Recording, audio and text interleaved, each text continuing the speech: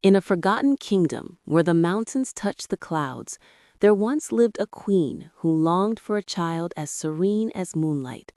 One night, during a rare alignment of stars, a monk from the distant east visited the palace. He gazed at the queen and said, "A daughter shall be born to you, one who will walk between dream and awakening. But beware the thread of desire, for when it breaks, all shall fall asleep in illusion." The prophecy was strange, but the queen, desperate for hope, bowed in gratitude. Months later, a princess was born, radiant, calm, and gentle. They named her Lian Wei, meaning lotus moon. At her birth ceremony, the queen invited sages, mystics, and healers to bless the child. Yet one presence was missing: the old hermit, who had once been cast out of the court for speaking too plainly.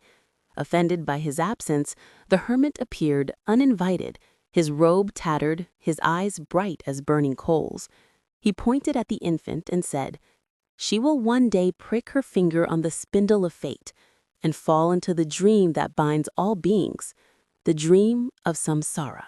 With that, he vanished into the mountain mist. The king, frightened, ordered that every spindle in the land be destroyed, but fate is not a thing that can be burned.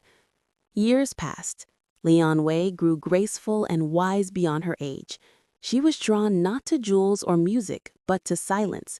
She would sit by the pond, watching the lotus flowers open and close, whispering, "Why does the lotus sleep at night and awaken at dawn? What is this rhythm that rules even the flowers?" Her teachers could not answer, for they themselves had forgotten how to wonder. On the night of her 16th birthday, a crimson moon rose. The palace glowed in its strange light.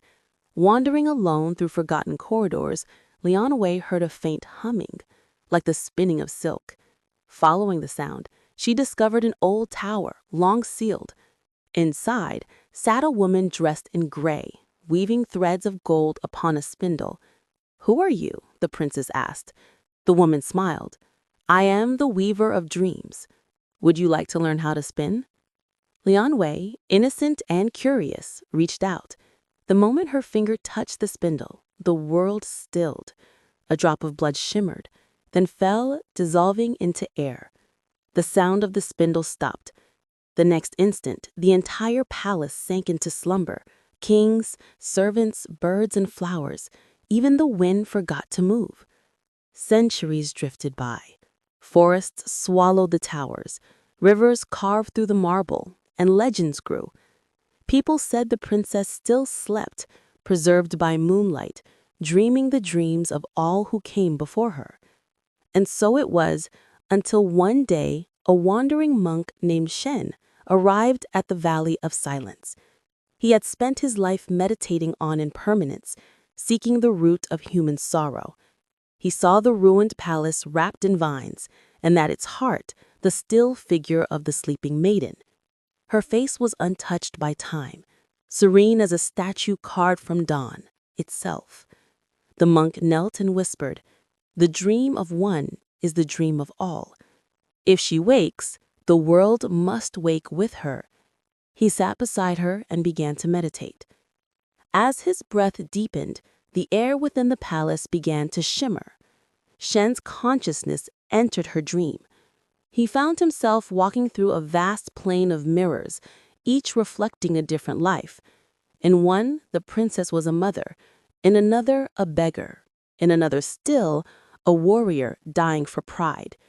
Each reflection was a fragment of her soul, lies lived and forgotten, circling endlessly. At the center of the mirrors stood Lian Wei, her eyes dazed with wonder. "Who are you?" she asked. "I am no one, only the part of you that remembers." She frowned. "But this is my kingdom, my people, my story." Shen pointed to the mirrors. "And yet they change, do they not? Every face is you, every sorrow is you. What then is real?" Lian Wei trembled. The mirrors began to crack, each shattering into dust, revealing beneath them an endless ocean of light. Suddenly, she was no longer in the palace. She stood upon the water's surface, surrounded by visions of her past selves, all weeping, laughing, fighting, loving. She looked at them and said softly, "I have been so many things, and none of them truly me." The monk's voice echoed from within her. Awakening is not leaving the dream. It is knowing you were dreaming. Tears fell from her eyes, and where they touched the water, lotus flowers bloomed, infinite and pure. At that moment, the illusion dissolved. The palace returned to dust, the vines to air, and the dream to silence. When Shen opened his eyes, the maiden was gone. Only the faint scent of lotus lingered in the air. He looked toward the rising sun and whispered, "She did not awaken. She was never asleep." As he left the ruins, he noticed a single lotus blooming where her body had lain, its petals glistening with dew, its heart radiant as dawn. He bowed and walked away, his footsteps fading into the wind. Centuries later, travelers passing through the valley would tell of a dreaming princess who became the lotus of awakening. They said that sometimes, in the quiet of night, the ruins of the old palace glow faintly, as if the dream still lingers, reminding all who see it that to live is to dream, and to awaken is simply to remember.